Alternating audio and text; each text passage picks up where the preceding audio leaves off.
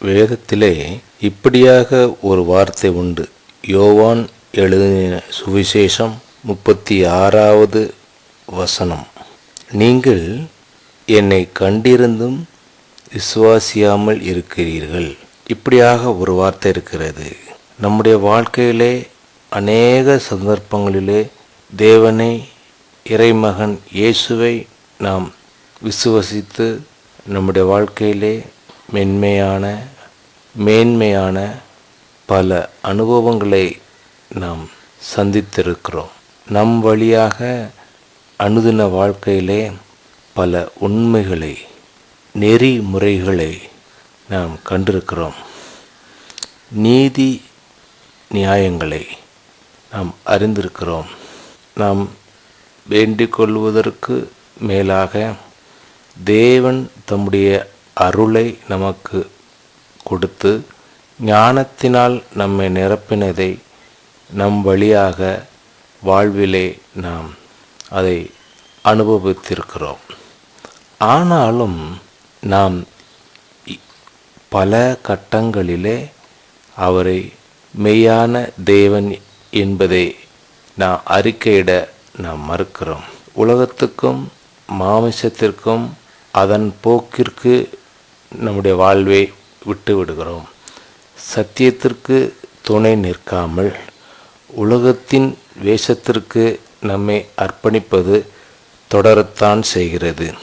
தேவனிடத்திலே நேருக்கு நேர் உரையாடுகிற இந்த அருமையான மக்கள் கூட வார்த்தைகளினால் கேள்விகளை கேட்டு சந்தேகங்களை நிவர்த்தி செய்கிற பழக்கத்தை உடையவர்களாக இருக்கிறார்கள். அப்படிப்பட்ட ஜனங்களிடத்திலே அவர் சொல்லும் வார்த்தைகளில் ஒன்றுதான், நீங்கள் என்னை கண்டிருந்தும் விசுவாசியாத இருக்கிறீர்கள் என்று அவர் சொல்லுகிறார். 32வது வசனம். உண்மையாகவே மெய்யாகவே உங்களுக்கு சொல்லுகிறேன், பரத்திலிருந்து உங்களுக்கு அருளப்படும் உணவு அது மோசேயினிடத்திலிருந்து வருவதல்ல, அது தேவனிடத்திலிருந்து வந்தது. என் பரமபிதா அவைகளை கொடுத்தார். 34வது வசனத்திலே, இப்போது அந்த மோசே கொடுத்தது போல அந்த பரம உணவு எங்களுக்கு நீர் தாரும், மன்னாவை தாரும் என்று கேட்கிற ஜனங்களாக நாம் இருக்கிறோம். உலக பிரகாரமான பசியினின்று விடுதலை, நோயினின்று விடுதலை,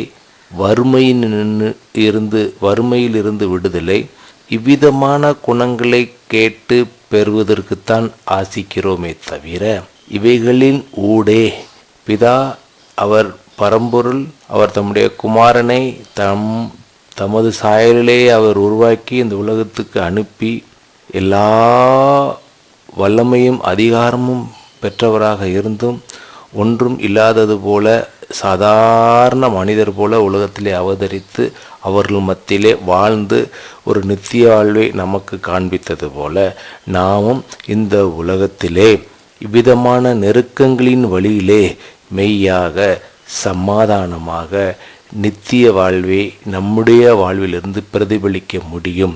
அதற்காகத்தான் தேவன் என்னையும் உங்களையும் அழைத்திருக்கிறார். இன்று இந்த சத்தத்தை கேட்கிற நீங்களும் நானும் நாம் அவருக்கு நம்மை அர்ப்பணித்து அவரை விசுவாசிக்க நாம் முற்படுவோம்.